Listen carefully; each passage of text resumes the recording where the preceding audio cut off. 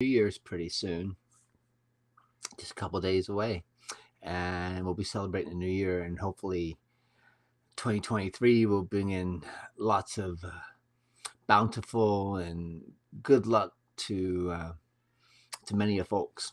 The Chinese call it the year of the rabbit, and if you're a rabbit in the Chinese zodiac, you're supposed to be 2023 is supposed to be a really good year for you. I happen to be one of those rabbits. They said that there's a special black rabbit that disappeared in 1963, and I laughed because that's the year I was born. So anyway, it's kind of interesting. So my talk today is more about the ego and self-consciousness. And there's a story I read in one of Osho's books about Kosan. And Kosan was a Japanese master, and he liked calligraphy, and he's very good at calligraphy. Japanese calligraphy, it's an art form over there. They're just the writing itself is just a beautiful art form. I mean, you look at the characters of Japanese and Chinese writing; they're very beautiful. It's very fluent, and it has a lot of flow to it. Um, I think English letters are kind of harsh and abrasive, and nobody cares a crap about what they look like so much. I mean, cursive is kind of beautiful because everything kind of flows together. But anyway, Kosan was trying to do some calligraphy, and he had a student of his come in, and he would mix the ink. You had to have fresh ink in Japan to make this calligraphy look so beautiful. You couldn't use old ink. It had to be freshly made. And I guess there's something about that to the newness of the ink so he had a helper, one of his students basically, to go and mix the ink whenever he ran out of ink.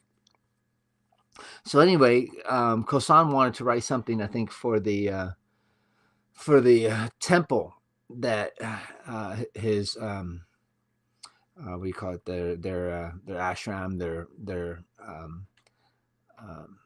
I don't know. But anyway, not to get off the story.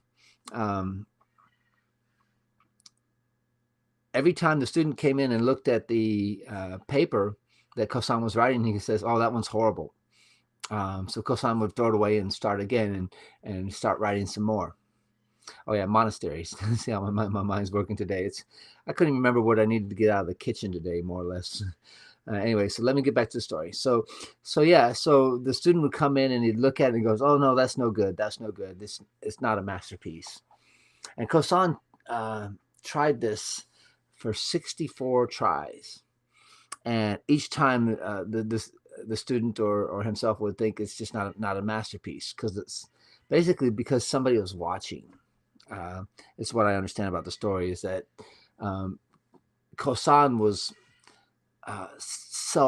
had the self-consciousness about him. When somebody's watching, he couldn't create the masterpiece.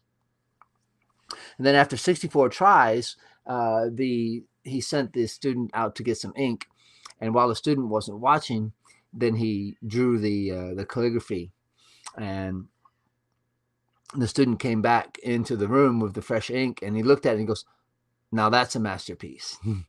So while the student wasn't there, and at that moment, they say that Kosan became the perfect master because he had this realization that as long as you're self-conscious, you can never be a master of yourself, a master of calligraphy, a master of swordsmanship, or whatever you want to be a master of. If you're self-conscious, then it weighs you down. It's because it's the ego, and this ego basically kind of wants to rule how you live your life. It's all fine and dandy when you're young and you don't care about spirituality or growing spiritually, but when you get older, then it does become important. it I don't know.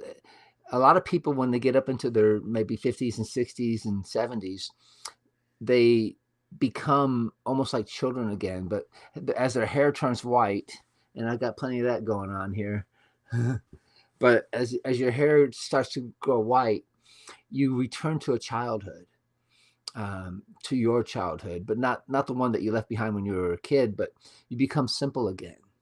And you'll see that older people that are able to get rid of the ego and grow spiritually, that a glow comes about them, and they're vibrant, and they're very beautiful people. Um, I know I've used how's this I used to visit these retirement homes. They were assisted living facilities where nurses basically lived there in the building and took care of the elderly people that needed a little bit of help, or all the way up to the ones who needed a lot of help. But I walk into the building one day, and they have all the elderly people kind of like just sitting around the front lobby, not really doing nothing, greeting whoever came in.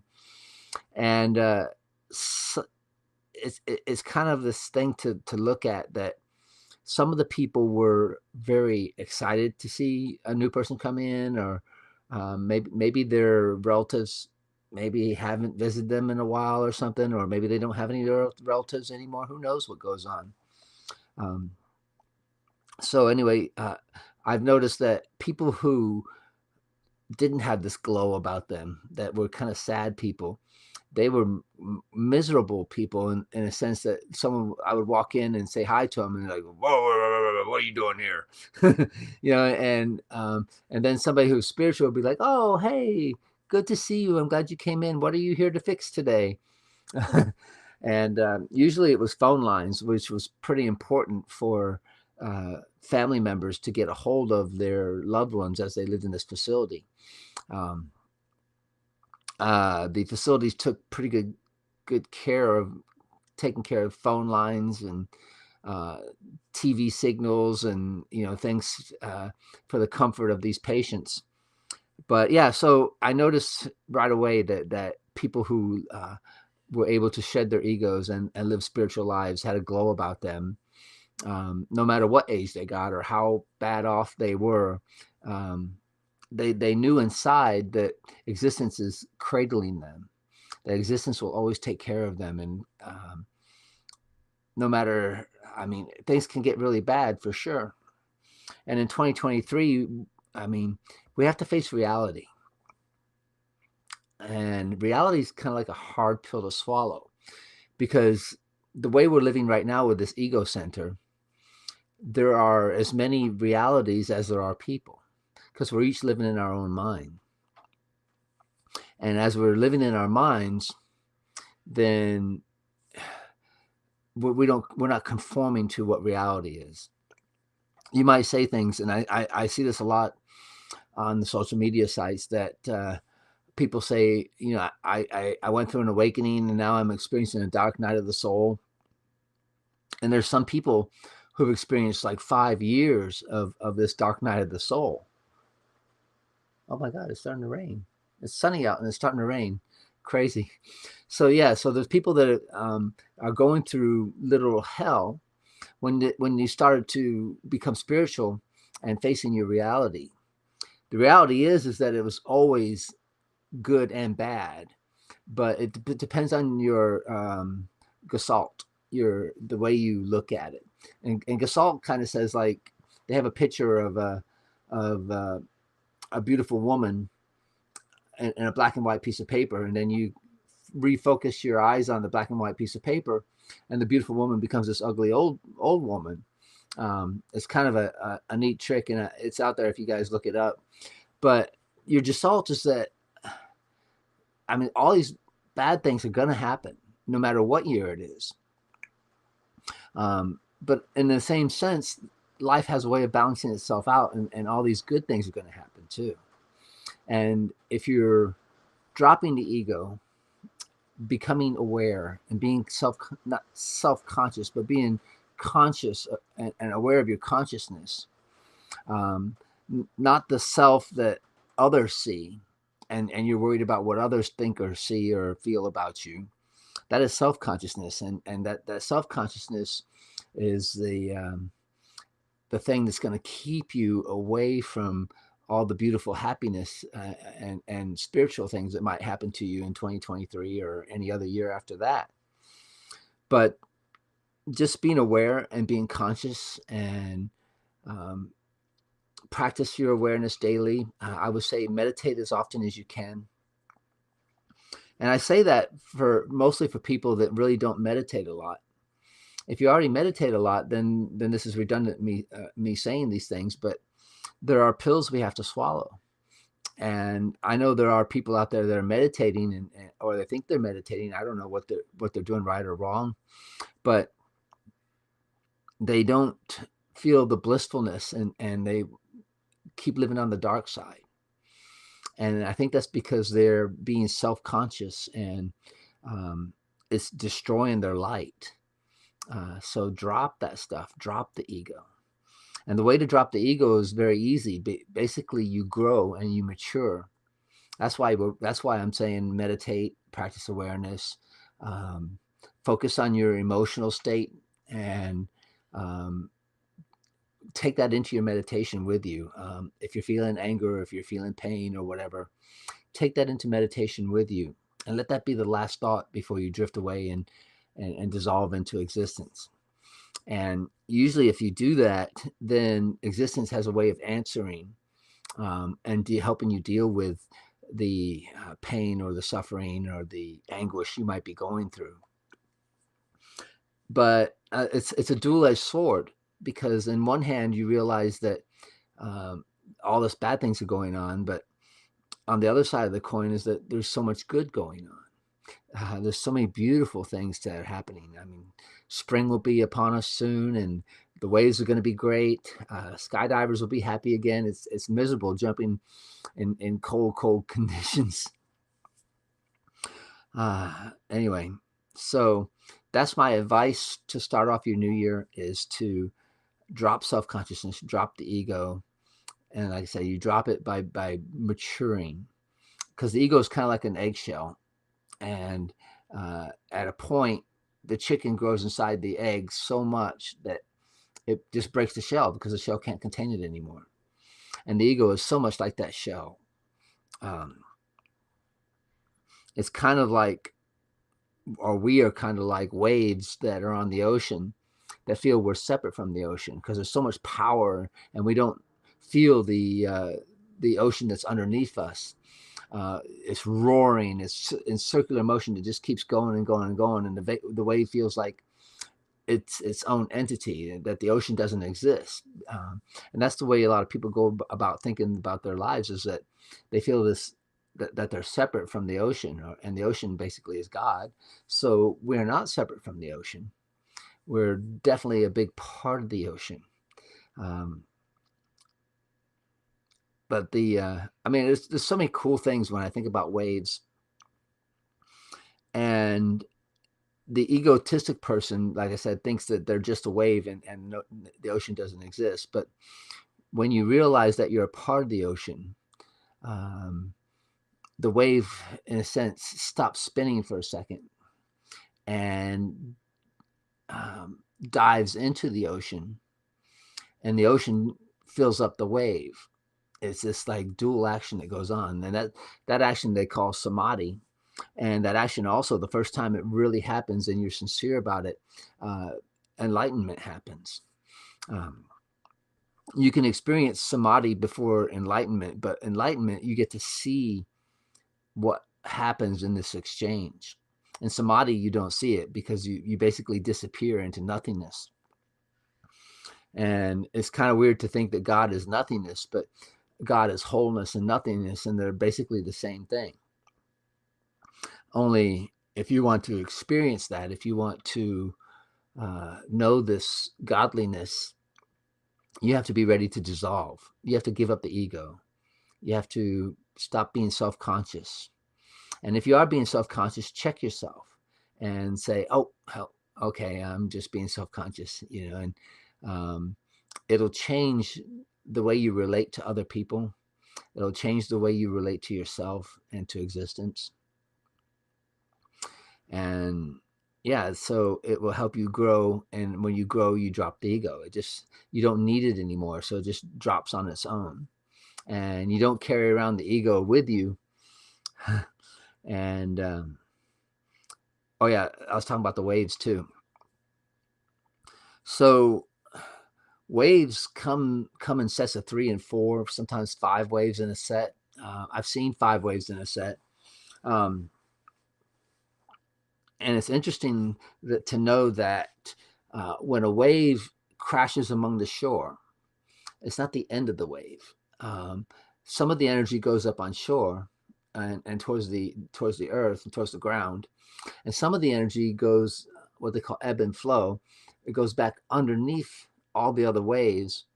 And I found this out through physics that a lot of times the energy goes back to the 5th wave in the set, and then rejoins with that last wave and creates a bigger wave at the end of the set. As a surfer, if you're ever out riding big waves, always be careful, especially taking that first wave. It might be a great, joyous ride, but if you mess up, if you fall, then oh shit, you probably got 4 waves after that. Where if you're in the white water and the white water is 20 feet or 30 feet high, then it gets a little scary. You'll survive it. You probably won't drown, but some people do in major hold downs and getting hit by the reef or whatever happens out there. I found the thing is to be calm, just relax, basically, in a sense, go limp. But if you fall off your board, there's so many tricks. I mean, it's better to be in the center of the wave where all the circling is going on around you. If you can dive into the center of the wave, but if you get tossed over the falls where you're going back up over and coming down 20, 30 feet and then getting slammed into coral or rock or whatever's there, yeah, it can be pounding, and I mean it can beat you up pretty bad. One year in Santa Cruz, one of my last trips to Santa Cruz with my ex, I went out and rode some pretty good size waves. Excuse me for a sec. And anyway, I went to take off on this wave, and it just jacked up and pitched, and it threw me down, and I hit water first. I didn't hit the rocks or the bottom of the ocean, but I hit the water, and then the wave came down and drilled me right on my chest, and I took a beating, and I was like, oh my God. I came up out of the water after I just got pounded really bad.